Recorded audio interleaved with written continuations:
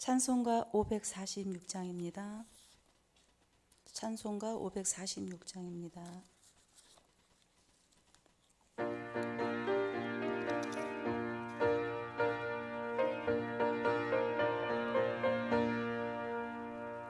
주님 약속하신 말씀 위에서 영원토록 주를 찬송하리라.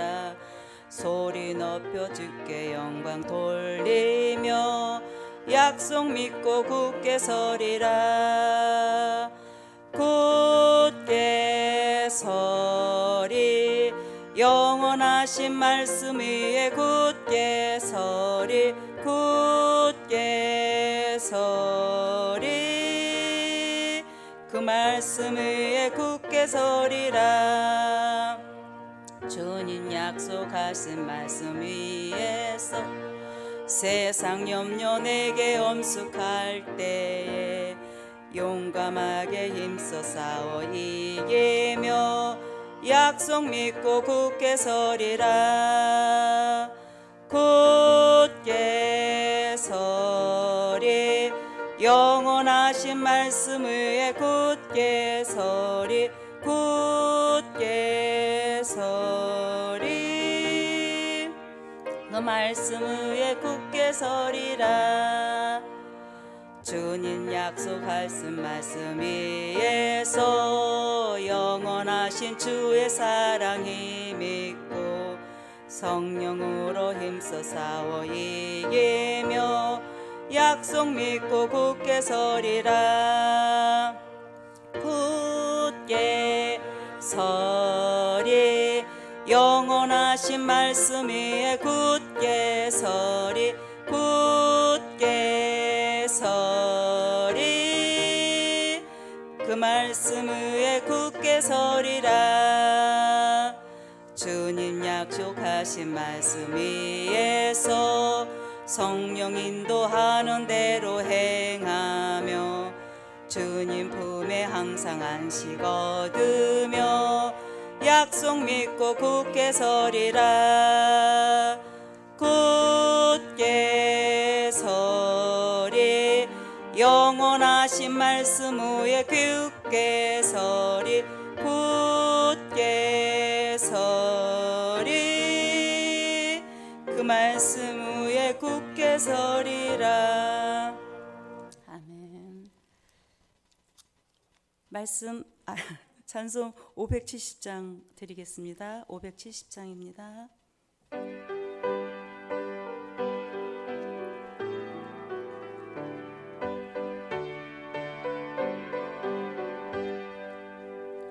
주는 나를 기르시는 목자요 나는 주님의 귀한 어린 양. 물반 맑은 시냇 물가로 나를 인도하여 주신다. 주는 나의 좋은 목자 주의 어린 양. 저를 따라 꼴을 먹여주시니 내게 부족함 전혀 없어라. 예쁜 새들 노래하는 아침과 노을 비키는 고운 항온에 사랑하는 나의 목자 음성이 나를 언제나 불러주신다.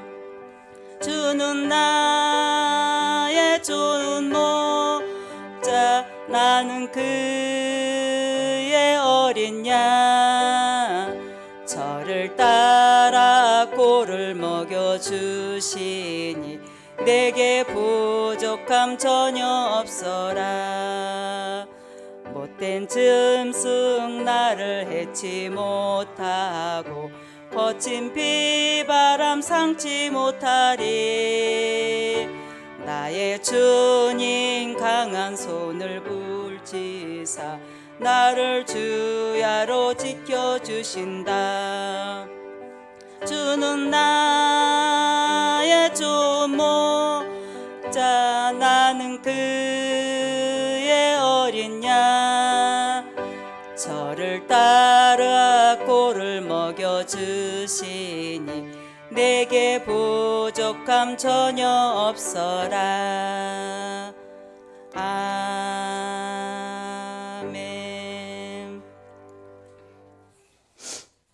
오늘 말씀은 요한복음 21장 1절에서 14절입니다. 요한복음 21장 1절에서 14절입니다. 성경 말씀 교독하겠습니다. 1절에서 14절까지 함께 교독하겠습니다.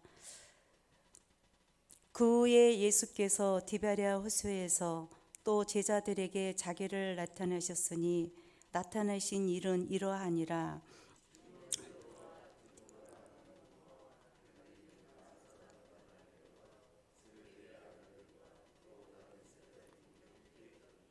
시몬 베드로가 나는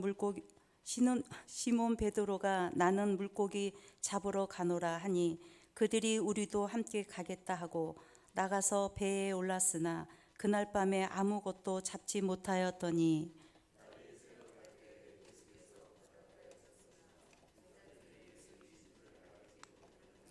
예수께서 이르시되 얘들아 너희에게 물고기가 있느냐 대답하되 없나이다.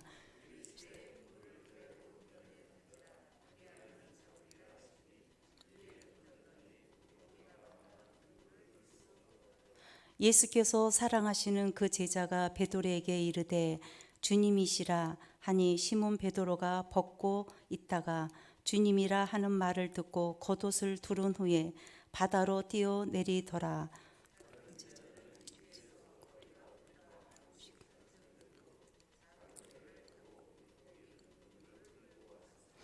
육지에 올라보니 숯불이 있는데 그 위에 생선이 놓였고 떡도 있더라.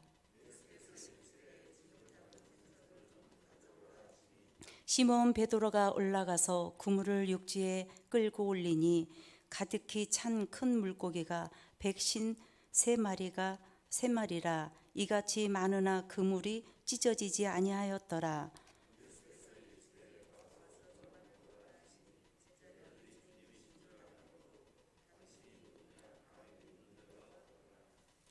예수께서 가셔서 떡을 가져다가 그들에게 주시고 생선도 그와 같이 하시니라. 이것은 예수께서 죽은 자 가운데서 살아나신 후에 세 번째 제자들에게 나타나신 거라. 아멘. 오늘 말씀은 제목은 제자를 찾으신 예수입니다. 귀한 말씀으로 오늘도 승리하시길 바랍니다. 암송 말씀 함께 하시겠습니다. 내 아버지 집에 거할 곳이 많도다. 그렇지 않으면 너희에게 이르렀으리라. 내가 너희를 위하여 거처를 예비하러 가노니 가서 너희를 위하여 거처를 예비하면 내가 다시 와서 너희를 내게로 영접하여 나 있는 곳에 너희도 있게 하리라. 아멘. 요한복음 14장 2절에서 3절 말씀입니다. 아멘.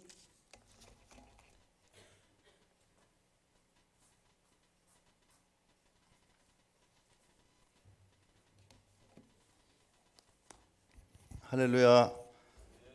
날씨가 많이 쌀쌀해졌습니다. 또 때니까 이제 겨울을 향해서 가고 있습니다. 이제 10월 달도 벌써 하루밖에 남지 않았습니다. 이제 올 한 해 2020년도 어쩌면 코로나 바이러스 때문에 정신없이 살다 보니까 한 해가 그냥 지나갔습니다. 이제 10월 달을 잘 마무리하고 또 역시 하나님의 말씀 요한복음도 잘 마무리하고 11월 1일부터는 우리가 기도하며 준비했던 다니엘 기도에 여기 전념하면서 또 22일 동안을 열심히 또 여러분 기도 제목을 위해서도 기도하시고 또 말씀을 통해 많은 은혜 받는 또 그런 시간이 되기를 바랍니다. 자, 오늘 본문 말씀은 부활하신 예수님께서 다시 제자들에게 나타나시는 그런 장면이죠. 그러고 보니까 요한복음에만 이 부활하신 예수님이 베드로를 두 번씩 만나시는 그런 내용이죠. 1절에서 3절입니다. 세 번역으로 제가 읽겠습니다. 그 뒤에 예수께서 디베랴 바다에서 다시 제자들에게 자기를 나타내시 그가 나타나신 경위는 이러하다. 시몬 베드로와 쌍둥이라고 불리는 도마와 갈릴리 가나 사람 나다나엘과 세베대의 아들들과 제자들 가운데서 다른 두 사람이 한 자리에 있었다. 시몬 베드로가 그들에게 말하기를 나는 고기를 잡으러 가겠소 하니 그들이 우리도 함께 가겠소 하고 말하였다. 그들은 나가서 배를 탔다. 그러나 그날 밤에는 고기를 한 마리도 잡지 못하였다 하는 말씀이죠. 그런데 이상한 것은 우리가 어제도 살펴봤지만 예수님께서 부활하신 것이 분명한데도 불구하고 베드로가 나는 고기를 잡으러 가겠소 이렇게 말을 하고 또 작정하고 또 시골로 실제로 갈리로 내려갑니다. 이 말은 어떻게 보면 대단히 개인적인 말인데 다른 사람들은 어떻게 할지 모르지만 나는 물고기를 잡으러 가겠다 이제 그런 말입니다.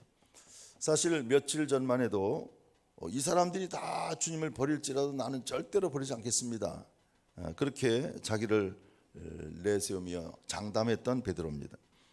다시 말하면 이제 나는 예수님의 제자임을 포기합니다. 사표내겠습니다 하는 그런 얘기나 마찬가지예요. 어떻게 생각하면 철이 났는지도 모릅니다. 그동안은 자기가 제일 잘났다고 생각했고 자기가 제일 우월하다고 생각해서 항상 남들보다 앞서기를 좋아했던 이 사람이 이제 자신을 올바로 깨닫고 꼴찌로 내려서는 그런 순간일 수도 있습니다. 그래서 나는 고기를 잡으러 가겠소. 다시 말하면 내가 옛날 직업으로 다시 돌아가겠소. 이때 여기엔 나타나 있지 않지만 많은 주석가들이 하는 얘기가 베드로가 기가 죽고 또 실망, 좌절 속에 빠져 있기 때문에 조용한 목소리로 기가 죽은 목소리로 조용히 얘기했을 것이다. 이제 그렇게 이야기합니다. 어쨌든 예수님의 수제자였습니다. 늘 앞장만 섰던 그가 지난 3년 동안의 제자 생활을 청산하고 어부 생활로 되돌아간 처량한 그런 모습을 봅니다. 또 한 가지 생각할 수 있는 것은 베드로는 분명히 예수님이 부활하신 것을 실제로 목격을 했어요. 오늘 말씀에 2번씩이나 목격했음에도 불구하고 계속해서 내가 예수님의 제자가 돼야 되겠다 하는 그런 열정이 없어져 버렸어요. 아무런 그런 어떤 제자라는 의식도 사라졌고 또 예수님의 제자로서 내가 열심히 해야 되겠다 그런 책임감도 사명감도 없어졌어요. 자, 사건은 분명한 사건이지만 그 사건에 자기 자신을 바친다라고 하는 것은 그렇게 쉬운 일이 아닙니다. 자, 예수님께서 부활하신 것은 확실하지만 분명하지만 이 예수님께 운명을 건다는 것이 잘 되지 않습니다. 그렇죠, 여러분? 개인적으로 목사가 내가 목사가 돼야 되겠다. 처음에는 쉽게 생각할 수 있지만 점점 갈수록 더구나 이제 연회에서 목사 안수를 받을 때 그때 느끼는 그 감회라고 하는 건 대단히 아주 심각한 저 같은 경우는 굉장히 심각하게 받아들입니다. 이제 감독님들이 씌워주는 이 스톨이 하나의 이제 멍에라고 생각하는데 영적인 멍에입니다. 이 멍에를 이제 짊어지게 되는데 이것은 평생 벗을 수 없는 이제 목사로서 하나님의 종으로서의 길을 가야 되는 그런 책임감을 갖는 순간입니다. 그래서 눈물이 나죠. 내가 이제는 목사로서의 이 길을 벗어날 수 없는 또 주님께서 지어주신 이 멍에를 평생 지고 가야 하는 그런 사명감을 이제 느끼게 되죠. 그렇게 되기가 사실은 어려운 것입니다. 오늘 이 베드로가 예수님의 제자로서 3년을 살았지만 아직도 그에게는 사명감, 책임의 제자로서의 어떤 책임감이 없어진 거예요. 제가 1983년도 2월 달 첫 주일에 세강교회를 개척하고 이제 단독 목회를 시작했어요. 그때 이제 이 부천이 한 지방이었습니다. 지금은 4개 지방이지만 옛날에 한 지방이었었어요. 그때 같이 목회를 그 당시 83년도에 같이 시작한 목사님들이 한 7, 8분이 됐어요. 지금 나도 이제 은퇴를 앞두고 생각해 보니까 그분들 중에 반 이상은 목회를 다 그만둬요. 다 그만뒀어요. 어떤 사람은 컴퓨터 교사로 가고, 심지어는 어떤 사람은 페인트 상에도 해요. 다 집어치고 다 하고. 어디 있는지도 또 모르는 사람도 있죠. 자, 이렇게 우리가 하나님의 부르심을 받았지만 끝까지 이 길을 간다고 하는 것은 참 어려운 일이다 이렇게 생각합니다. 또 내가 생각한 대로 되는 것이 아니다는 것입니다. 오늘 이 베드로도 마찬가지입니다. 예수님의 제자로서의 어떤 그 도리, 제자로서의 자세가 아직도 멀었다는 것을 알 수 있지요. 자, 그래서 부활 사건은 역사적인 사건이지만 내가 예수님의 제자가 되는 것, 즉 부활의 증인이 된다라고 하는 것은 그 다음에 우리가 과정 알지만 성령의 역사가 아니고서는 불가능하다 하는 것을 알 수 있습니다. 그래서 이제 부활절, 우리가 지키는 부활절과 오순절, 이 오순절이라고 하는 것은 물론 유대인들이 말하는 오순절과 우리 기독교에서 말하는 오순절은 다르죠. 오순절이라고 하는 것은 구약에 나타나는 오순절은 출애굽한 지 50일째 되는 날, 그들이 하나님께로부터 십계명을 받은 날을 기념하는 날이기도 하고요. 물론 나중에 이제 가나안 땅에 들어가서 첫 번째 이제 그 곡식을 농사지은 걸 먹는, 나중에는 그렇게도 되고, 그래서 여러 가지 이제 의미가 겹쳐지요. 이제 그날에 성령이 임하신 날이죠. 그래서 우리 기독교에서는 성령 강림절이라 또 그렇게도 부릅니다. 그래서 펜테코스트라, 펜테라는 말은 이제 라틴어로 다섯이라는 뜻이거든요. 그래서 미국의 국방성이 펜타곤이라고 하잖아요. 펜타라는 말 자체가 다섯이라는 뜻, 오각형으로 되어 있기 때문에 펜타곤 그러죠. 다섯이라는 숫자예요. 그러니까 부활절과 오순절은 불가분리의 관계를 가지고 있습니다. 성령을 받지 않고는 부활절 어떻게 보면 의미가 없는 겁니다. 부활절도 중요하지만 거기에 성령의 역사가 함께 하지 않고는, 성령의 체험이 없고서는 부활절이 의미가 없다 그 말이에요. 역사적인 부활과 내 심령에서의 부활이 합쳐져야만 바로 예수님의 제자가 될 수 있습니다. 자, 지금 베드로는 분명히 부활하신 예수님을 만나 뵈었고 기뻐하기도 했지만 지금 처량하게 옛날의 직업으로 되돌아가고 있습니다. 또 한 가지 우리가 생각해 볼 수 있는 것은 베드로가 잊을 수 없는 그 기억이 있죠. 우리가 잘 아는 것처럼 그 마음속에 그것 때문에 트라우마가 있어요. 괴로움이 있어요. 이제는 내가 예수님의 제자가 될 자격도 없다. 그 정도까지 이제 다 절망적인 상태가 되었죠. 자, 다른 제자는 다 도망쳐 버렸을 때 그래도 베드로는 용기가 있었죠. 멀찌감치지만 주님을 따라간 제자는 지금 베드로밖에 없어요. 자, 어쩌자고 멀찌감치 예수님의 뒤를 따라갔다가는 생각지도 않게 예수님을 모른다고 3번씩이나 부인하고 결국은 예수님을 맹세하며 저주까지 하는 그런 엄청난 죄를 저질렀다는 것이죠. 결국 예수님께서 시험에 들지 않도록 깨어서 기도하라는 예수님의 경고의 말씀을 무시했어요. 그래서 잠만 자다가 졸다가 결국은 그런 엄청난 생각지도 않은 그런 시험을 당하게 된 것입니다. 이제 정말 무슨 체면으로 나설 수가 있겠는가? 내가 무슨 낯으로 예수님의 제자가 되겠다고 나갈 수가 있는가 말이에요. 그래서 여기 나와 있지 않지만 베드로의 지금 현재의 심정은 이런 마음이었을 것입니다. 주님, 저는 다시 업으로 돌아갑니다. 저를 찾지 마십시오. 이제 다시 저를 제자로 삼으셨다가는 또 어떤 망신을 당하실지 모릅니다. 그래서 사표를 냅니다. 사표 낸다는 거죠. 지금 패잔병의 모습으로 자기 고향으로 내려가고 있는 것입니다. 자, 우리가 하나님의 일을 할 때 나 자신의 부족함과 나의 연약함, 그리고 나의 지난날의 실수, 나의 연약함, 과거의 허물들, 이런 것들을 생각하다 보면 아무 일도 할 수가 없어요. 할 수가 없어요. 그렇죠? 나의 연약함을 생각하면 하나님의 일을 어떻게 합니까? 더군다나 목사를 어떻게 합니까?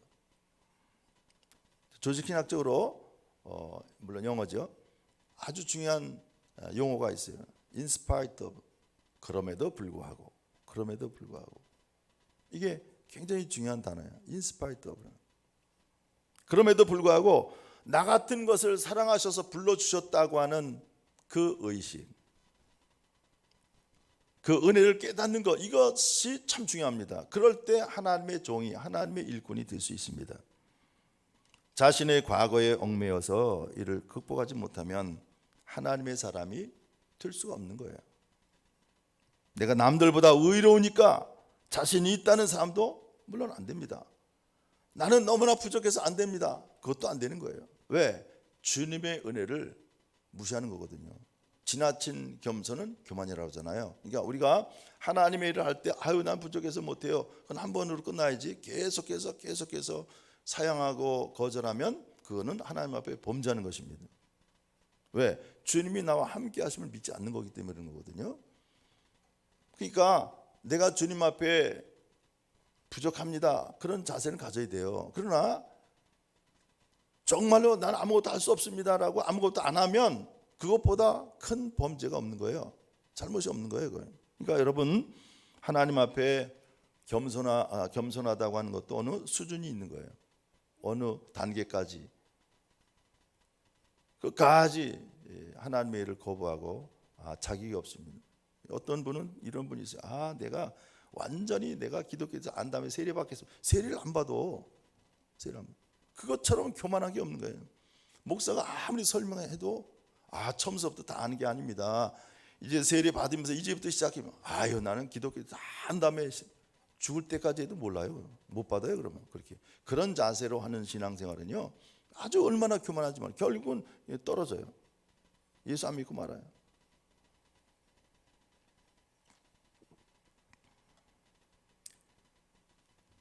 여기 보니까 다른 제자들도 우리도 가겠나이다 하며 따라 나서요. 우리도 가겠다래요. 그 사람이 그 사람인 거예요. 다른 제자들이 누굽니까? 오늘 본문에 나온 것처럼 도마, 나다나엘, 세베대의 아들 둘, 또 다른 제자 둘. 그래서 앞에 보니까 7명이에요. 자, 수제자인 베드로가 간다고 하니까 자기들도 따라갑니다. 근데 자세히 보면 이 7명이 다 어부가 아니에요. 물론 어부도 있지만 몇 사람만 어부고 베드로 어부고 그다음에 세베대 아들들 어부고 도마도 아니고 또 다른 두 제자도 또 나다나엘 어부들이 아니에요. 그런데도 고기도 한번 잡은 적도 없고 잡을 줄도 모르는 사람인데도 불구하고 베드로를 맹목적으로 따라 나선 겁니다. 그래도 베드로는 생각이 있어서 자기 옛날 직업으로 돌아가는 것이지만 다른 제자들은 아무 생각도 없이 그냥 절레절레 베드로가 가니까 따라가는 겁니다. 이처럼 생각도 없이 따라가는 사람의 신앙생활이라고 하는 것은 이건 문제가 있습니다. 문제가 많아요. 어쨌든 합세해서 모두 바닷가로 갔지만 밤새도록 한 마리도 잡지 못했다. 그건 당연한 거죠. 주님이 없는 걸 말하는 거예요. 주님이 안 계시면 안 되는 거예요. 어떤 일도 안 됩니다. 물고기를 잡지 못하는 것이 당연한 일인지도 모르죠. 왜냐? 첫째는 3년 동안 쉬었으니까 기술력도 부족했을 것이고 다 그 현장에 근무를 해야 알거든요. 저도 현장에서 근무할 때 이렇게 변전실에 딱 들어가면서 험소리가 나거든요. 변전실 여러분 들어보시면 아주 하는 이 전기 험소리가 없어 탁 오면 거기에서 이제 거기서 바삭바삭 소리가 날 수도 있고 아주 이상 소리를 들을 수 있어요. 현장에 근무하다 보면 그게 뭐냐면 스파크 나는 소리거든요. 반드시 그건 큰 사고가 날 수 있는 전조입니다. 또 냄새가 나요. 과열에 대해서 냄새가 냄새가 난다. 다 찾아냅니다. 그러나 현장에 근무 안 하면 그런 감각이 다 떨어지죠. 모든 나의 감각 기관을 동원해서 이제 그 모든 걸 다 알아내는 그거는 노하우라고 그러잖아요. 노하우를 통해서 알 수 있는 것이죠. 더구나 마음의 허무한 마음, 죄송한 마음, 착잡한 마음은 갈등으로 인해서 고기를 잡는데 그 마음을 집중하지 못했을 것이다, 그 말이죠. 마음에 갈등이 있어서 하나님의 일을 저버린 사람에게 인간적인 성공은 있을 수가 없다, 그 말이에요. 그렇죠? 목회하다가 원래 그 목사님은 똑똑하더라고요. 목회 처음에 시작할 때 대학도 좋은 데 나오고 또 실제로 컴퓨터 학과를 나왔대. 그리고 MDB를 해서 했는데 문제가 있어서 다 집어치고 컴퓨터 강사를 하더라고요. 그래서 제가 개인적으로 그럴 수 있냐, 당신같이 똑똑한 사람이 목회를 하셔야지. 자기는 뭐 자격도 없고 뭐 핑계를 대면서 지금 어디가 사는지도 몰라.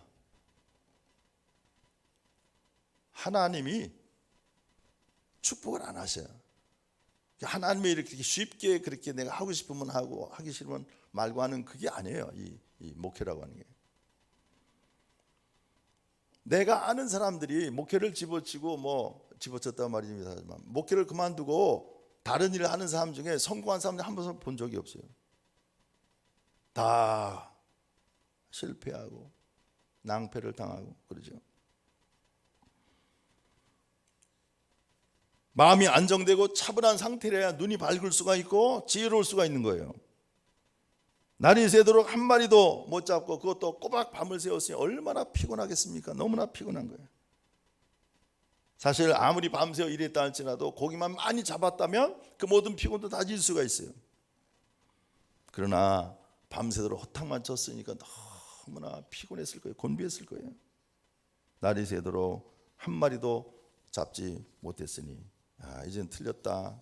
이제 동이 터오고 그 순간 한 사람이 나타났다는 거죠. 4절에서 6절입니다. 이미 동틀 무렵이 되었다. 이제 동쪽에 하늘이 볼겋게 이제 태양이 떠오를 준비하는 거죠. 그때 예수께서 바닷가에 들어서셨으나 제자들은 그가 예수이신 줄 알지 못하였다. 그때 예수께서 제자들에게 물으셨다. 얘들아, 무엇을 좀 잡았느냐? 그들이 대답하였다. 못 잡았습니다. 예수께서 그들에게 말씀하셨다. 그물을 배 오른쪽에 던져라. 그리하면 잡을 것이다. 제자들이 그물을 던지니 고기가 너무 많이 걸려서 그물을 끌어올릴 수가 없었다. 사실 새벽이니까 얼굴이 누군지는 안 보이거든. 사람은 사람이지만 누군지 알아볼 수가 없어요. 어둑어둑한 그런 새벽녘인데 누군지는 잘 모르지만 어차피 피곤한 그런 시간. 근데 권위 있는 그 목소리로 주님이신 줄 전혀 예상치 못했었죠. 그런데 배 오른편에 그물 한번 던지라 이렇게 그 명령조로 얘기하는 말에 그냥 얼떨결에 던졌는데 고기가 너무나 많이 잡힌 거예요. 그물을 끌어올릴 수 없을 정도로, 그물이 찢어질 정도로 고기가 많이 잡혔다는 거죠. 그 다음이 문제입니다. 7절에 보니까 예수가 사랑하시는 제자가 베드로에게 저분은 주님이시다 라고 말하였다. 시몬 베드로는 주님이시라는 말을 듣고서 벗었던 몸에다가 겉옷을 두르고 바다로 뛰어내렸다. 바다로 뛰어내렸다는 거예요. 자, 멀리서 들려온 이 충고 한마디로 물고기를 많이 잡게 되자 주님이 사랑하시는 제자, 예수께서 사랑하시는 제자 요한이죠. 요한이 3년 전의 일을 기억한 거예요. 3년 전에 그런 일이 있었거든요. 그날도 밤새도록 고기를 한 마리 잡지 못했을 때 주님이 저 깊은 데 가서 그물을 던져라 해서 던졌더니 고기가 많이 잡혔어요. 그때 이제 제자들을 뽑을 때 아니에요. 선택할 때 베드로가 무릎 꿇고 주여 나를 떠나소서 그러잖아요.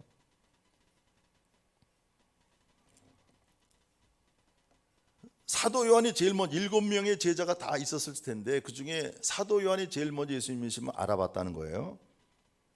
첫 번째는 3년 전 예수께서 깊은 곳에 가서 그물을 던져라 말씀하셨을 때도 밤새도록 한 마리를 잡지 못했을 때인데 그때 그물이 찢어질 정도로 많이 잡혔어요. 그런 경험이 있어요. 그게 벌써 생각났다는 거예요. 이게 참 중요한 거예요. 옛날 일을 생각하는 게 참 중요합니다. 기억력이 참 중요해요. 사람은 기억력이 좋아야 머리가 좋은 사람이에요. 기억력이 좋은 사람들이 현재 문제를 잘 해결할 수 있대요. 왜냐하면 잘잘못을 벌써 알고 그것을 이번엔 이렇게 해야 되겠구나. 대안을. 근데 옛날 거 다 잊어버린 사람은 현재 또 시행착오로 또 한다는 거죠. 그래서 머리가 좋다 나쁘다는 기억력이 좋냐 나쁘냐, 옛날 일을 기억하냐 아니냐에서 판가름 난다는 거예요. 굉장히 중요해요. 두 번째는 요한이 더 젊었기 때문에 베드로보다 눈이 더 밝아서 예수님을 먼저 알아봤을 것이다. 그렇게 말합니다. 더 중요한 사실은 주님이 사랑하시는 제자. 주님이 사랑하신 제자, 이게 사랑하는 자만이 사랑하는 분을 알아봅니다. 사랑하는 자만이 그분의 음성을 알아듣습니다. 사랑하는 마음이 없고 미워하고 오해하는 마음으로 삐뚤어져 있다면 아무 말도 들리지 않습니다. 자, 여러분, 나는 오늘 어떤 일을 만났습니까? 나의 구체적인 삶 속에서 지난날에 주신 그 은혜를 연상해낼 수 있어야 돼요. 어떤 일을 당했을 때 옛날 주님이 나에게 베푸신 그 은혜를 기억하는 거죠. 후라이브 곽기석이가 빚에 쪼들려서 채권자들이 그날마다 죽일 듯이 달려드니까 그게 다 이 세상 끝내야 되겠다, 한강에 내려가서 자살하려고 하다가 옛날에 유년부 시절에 교회 나갔던 그때를 생각했다 그러잖아요. 살아난 거예요. 그때 그 기억이 없었다면 자살하고 말았겠죠. 옛날에 하나님이 나에게 주신 은혜, 어렸을 때 기억조차도 생각해내는 참 중요한 겁니다. 자, 이상하게도 여기 7명의 제자들이 함께 있었지만 그들 중에 요한만 생각해냈다는 거예요. 이때 베드로는 약간 멍한 상태에 있었던 것 같아요. 정신 못 차리고 마음도 착잡했을 것이고 또 옛날에 예수님을 부인했던 그 트라우마도 있을 것이고 여러 가지 곤비한 상태였었어요. 그래서 사도 요한이 먼저 주님이신 것을 알고 베드로에게 일러줘요. 주님이시다, 얘기했다는 거예요. 자, 그런데 주님이시라는 말을 듣자마자 베드로는 볼 것도 없이 그냥 겉옷을 두른 다음에 바다로 뛰어들었다는 거예요. 오늘 말씀에도 그래요. 그냥 듣자마자 그냥 바다로 뛰어내린 거예요. 예수님의 무덤을 찾았을 때도 마찬가지죠. 같이 달려갔는데 요한이 먼저 무덤에 도착했어요. 그런데 베드로는 나중에 따라와 갖고는 요한은 머뭇대면서 안에만 들여다보고 있었는데 베드로는 오자마자 그냥 들어갔다. 여기서 벌써 요한의 성격을 알 수 있는 거죠.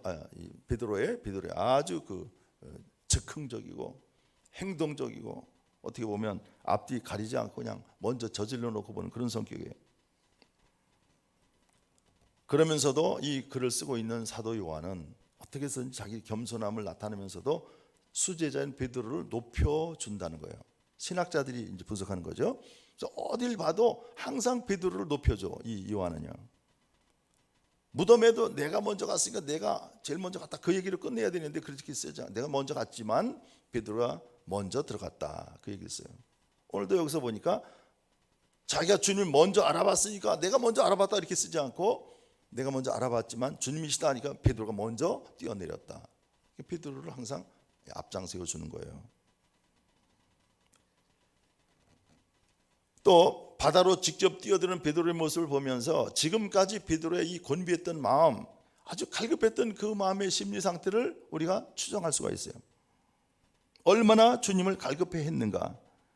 막상 물고기를 잡으려 왔지만 밤새껏 잡지 못했으니 얼마나 답답하고 괴로웠을 것이에요. 그리고 주님을 배반하고 예수님의 제자로서의 그런 그 직분을 잘 감당하지 못하고 그것도 폐잔병처럼 내려왔으니 참 괴로울 거 아니겠습니까? 그러던 중에 주님이시다 하는 소리에 앞뒤 가릴 것도 없이 풍덩하고 바다로 뛰어내렸다, 그 말이에요. 이 적극적인 그의 자세는 예수님을 떠난 잠깐 동안의 그 기간이 얼마나 그에게 힘든 시간이었는가를 잘 나타내주고 있다, 그렇게 말합니다. 그가 잠깐 곁길로 갔다가 주님께서 나타나시자 물고기는 안중에도 없어요. 그물도 끌어당기지도 않고 그냥 무조건 뛰어내렸다는 거예요. 적극적인 이 베드로의 모습에서 그 순간만큼은 예수님을 부인했던 그 생각, 트라우마 다 사라지고 제자의 자기 있느냐 없느냐 그런 의식도 다 자기 허물에 뒤돌아보지도 않고 오직 주님만을 바라보면서 달려가는 베드로의 모습을 보게 됩니다. 단순한 마음이 귀한 신앙이죠. 복잡하게 생각할 게 없어요. 그냥 탕자가 돌아가는 거예요. 뭐 내가 돌아가면 아버지가 나를 뭐라고 어떻게 생각하시고 이런 거 생각하면 못 돌아가죠. 탕자의 마음으로 주님 앞에, 아버지 앞에 돌아가는 것이죠. 자, 육지에 계시던 예수님은 제자들을 염려하시면서 숯불을 피워놓고 그 위에 빵과 생선을 굽고 계셨습니다. 왜? 제자들을 먹이시기 위해서 기다리신 거예요. 그래서 12절에 보니까 와서 아침을 먹어라. 제자들이 배고픈 것을 염려하셨습니다. 밤새도록 일을 했고 더군다나 허탕쳤으니까 얼마나 피곤하고 배가 고프겠어요. 이제 끝으로 우리가 생각해 볼 것은 부활에 대한 사실성입니다. 자, 부활에 대해서 여러 가지로 신학자들마저도 그건 가사 상태였을 것이다. 예수님 십자가에 죽은 게 아니고 그냥 기절해서 쓰러진 거를 잘 이제 그 제자들이 나중에 모셔다가 치료해서 살아났을 것이다. 제가 박사원에서 공부하는 데 보니까 우리 이제 이덕주 교수를 중심으로 해서 이제 교수 3명이 우리한테 그 한 가지 아이템을 발표하면서 그분들이 여행을 갔더라고요. 이쪽으로 쭉 인도로 해서 이렇게 실크로드를 따라서 중국 쪽으로. 왜 했냐면 지금 우리가 믿고 있는 기독교는 서방 기독교거든요. 서방 보통 이제 로만 캐톨릭으로부터 나온 기독교예요. 이건 서방 기독교라고 그러거든요. 근데 동방 기독교, 즉 헬라 정교회를 통해서 전파된 기독교는 이 서방 기독교는 태평양을 건너서 복음이 전파됐어요. 그러나 동방 기독교는 실크로드를 따라서 저쪽에서 이제 대륙, 중국 대륙으로 그렇게 전파가 됐더라고요. 기독교 역사에도 없는 얘기인데 이덕주 교수가 보통 분이 아니다. 참 똑똑한 분이에요. 그분이 이제 역사학자인데 그분에 대해서 이제 신경 이름도 잊어버렸네.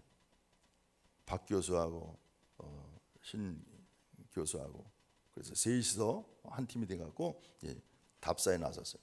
근데 가다 보니까 인도라는 나라에 가서 보니까 마을이 하나 있는데 그거는 예수 마을이 있었어요.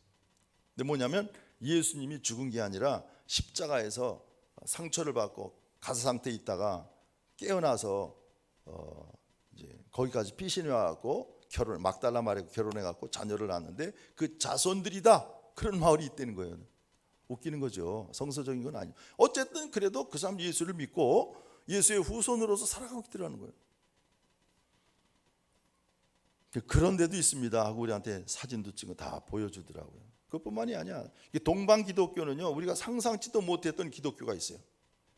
그게 어디까지 왔는지 압니까? 실크로를 따라서 어디까지 왔냐? 우리나라까지 왔냐? 우리나라의 경교라고 하는 조로아스터교가 이제 뭐 경교라고 그래 들어왔다는데 조로아스터교를 해서 경교로 우리나라에 들어와서 나중에 보니까 경주 불국사에 그 기초석에 십자가가 있다는 거예요.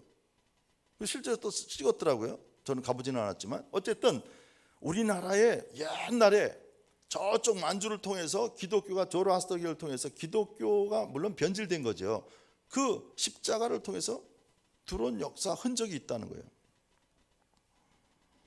그렇게 해서 동방 기독교의 그 길을 쭉 그 교수님 탐사를 한 것이 있었습니다. 물론 그것은 완성된 또 세계적인 학계에 인정받은 것은 아니지만 이제 그분들이 우리한테 그걸 가르치기 위해서 한 과목을 해서 했습니다. 참 흥미가 있었던 그런 과목이었습니다.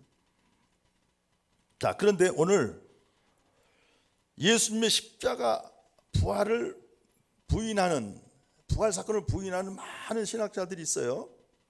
어제도 말씀드렸지만 우리 감신대 교수도 아예 전 직접 들었어요. 변선한 교수는 예수님이 뭐라고 얘기하는지 압니까? 요즘에도 말이야 예수님이 처녀가 아이를 낳았다는 미친 목사들이 있어 그러더라고요. 들으자마자 첫 시간에 난 미친 목사네 저 양반 얘기로. 그래서 아니 무슨 말씀입니까? 예수님이 부활한 건 아니야. 그는 역사적인 부활이고 실존론적인 부활이고 뭐 그러면서 뭐 조직 신학자니까 이렇게 얘기합니다. 홍정수 교수도 마찬가지. 그분이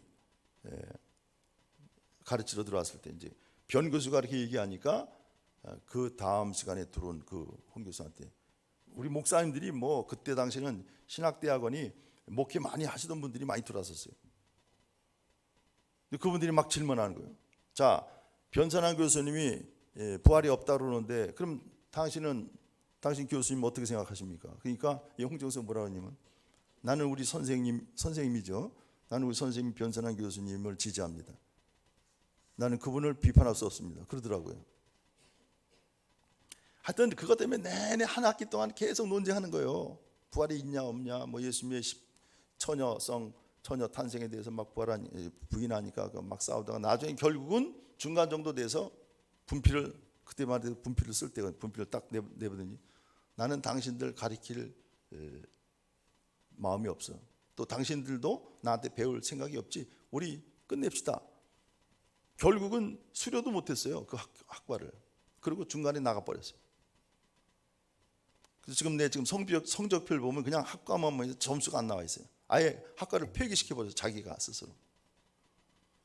결국은 그러다가 파문 당했죠. 우리 감리교에서 홍정수 교수, 변선한 교수 다 목사직 박탈당했어요. 총회에서. 그것도 윤성모 학장님이 울면서 총회에 나가서 말이야. 여러분, 변선한 교수님, 저분을 만들기 위해서 얼마나 많은 시간과 얼마나 많은 우리가 예산을 들여서 그렇게 해서 교수를 만들었는데 그렇게 말 한마디를 가지고 자르면 되겠습니까? 근데 윤성모 학장님은 다 존경했거든요. 우리 감리교 목사들이 그때만 해도.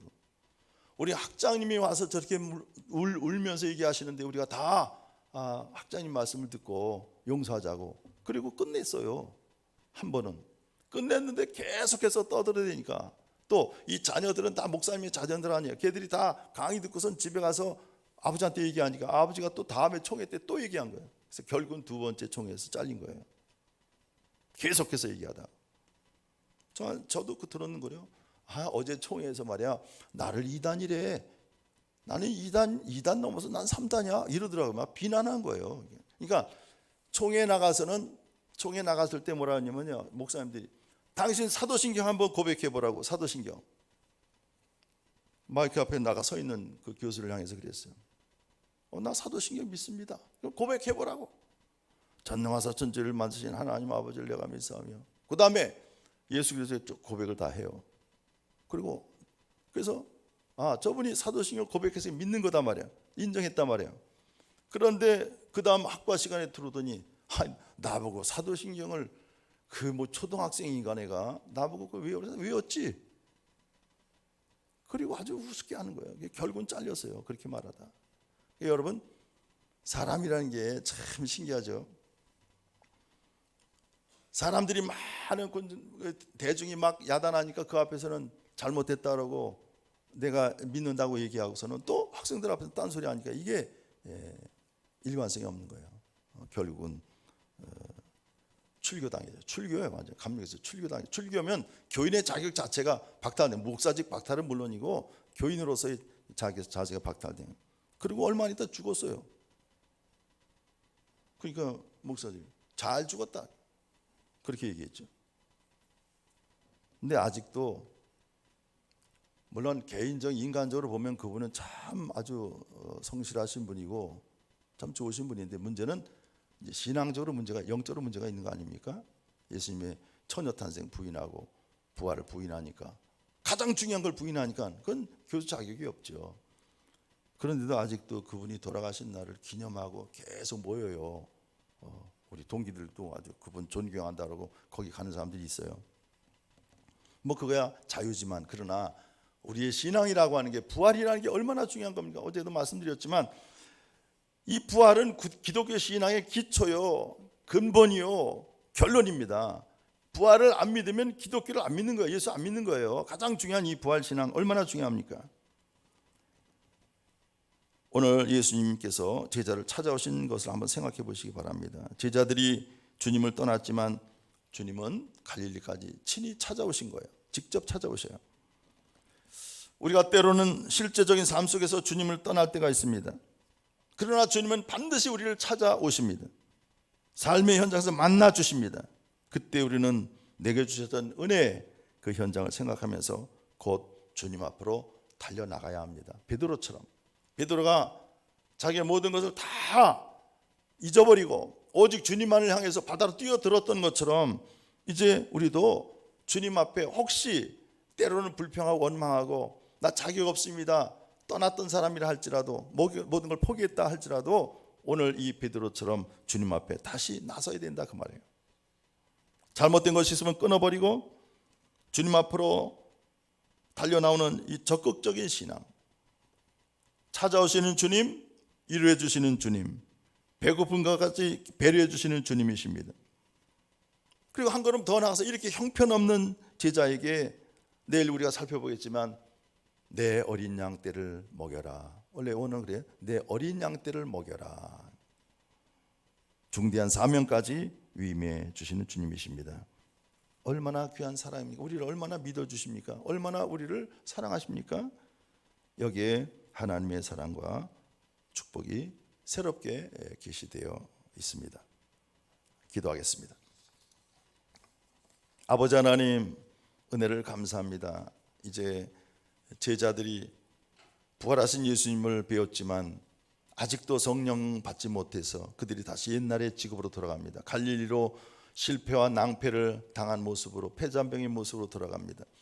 그러나 주님께서는 부활하셔서 그들에게 친히 찾아가셔서 내가 나를 사랑하느냐고 그들을 다시 불러주시고 그들을 회복시켜 주시고 위로하시고 격려하시는 주님이심을 저희가 믿습니다. 때로는 우리가 하나님의 일을 하면서 지칠 때도 있고 또 실망과 좌절 속에 있고 많은 인간관계 속에서 많은 상처를 받고 돌아설 때도 있지만 반드시 우리를 찾아오시는 주님, 나를 위로하시는 주님, 나를 사랑해 주시는 주님, 끝까지 나를 책임져 주시는 주님이심을 우리가 확실히 믿사오니 주 하나님 아버지, 우리의 이 상처받은 모든 마음들이 위로받게 하시고 치유되게 하시고 부활하신 주님을 만나 배울 수 있는 우리 모두가 되게 하여 주옵소서. 모든 걸 주님께 맡겨오며 우리 주 예수 그리스도의 이름으로 간절히 기도드렸습니다. 아멘. 하늘에 계신 우리 아버지여, 이름이 거룩히 여김을 받으시오며 나라의 임하옵시며 뜻이 하늘에서 이룬 것 같이 땅에서도 이루어지이다.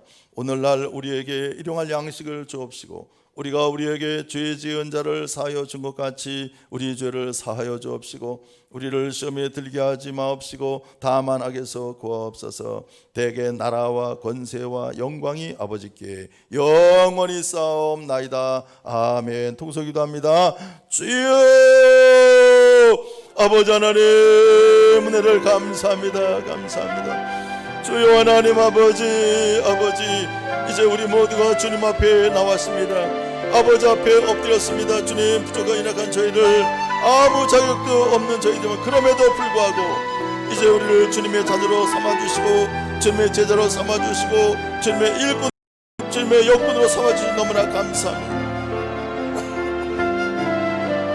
또한 우리에게 주님의 양떼를 맡기시면서 내 양떼를 먹이라 사명을 주시고 책임을 주신 주님, 그 은혜를 감사합니다. 감사합니다. 주 하나님 아버지, 부족하고 연약하지만 우리의 연약함에도 불구하고 나약함에도 불구하고 어리석음에도 불구하고 주님 앞에 섰습니다. 주님 주시는 귀하신 능력과 힘을 가지고 주님 앞에 섰사오니 우리를 불러주셨으니 감사합니다. 이제는 우리가 집사로 또한 권사로 또 장로로 목사로 이제 주님께서 부르실 때 제가 여기 있나이다. 주여 나를 불러주셨으니 감사합니다. 주님의 부르심에 응답하는 저희들 되게 하여 주시옵소서. 주님 믿습니다.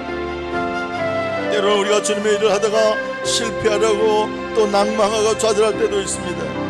원망하고 불평할 때도 있습니다. 주님, 어리석은 저를 용서하여 주옵시고 이제는 주님 앞에 바로서 나설 수 있는 저를 되게 하여 주옵소서. 담대하게 용기 있게 주님 앞에 나설 때 주님이 주시는 귀한 사명과 책임을 감당할 수 있도록 주님 축복하여 주시옵소서. 은혜로 충만케 하여 주옵소서.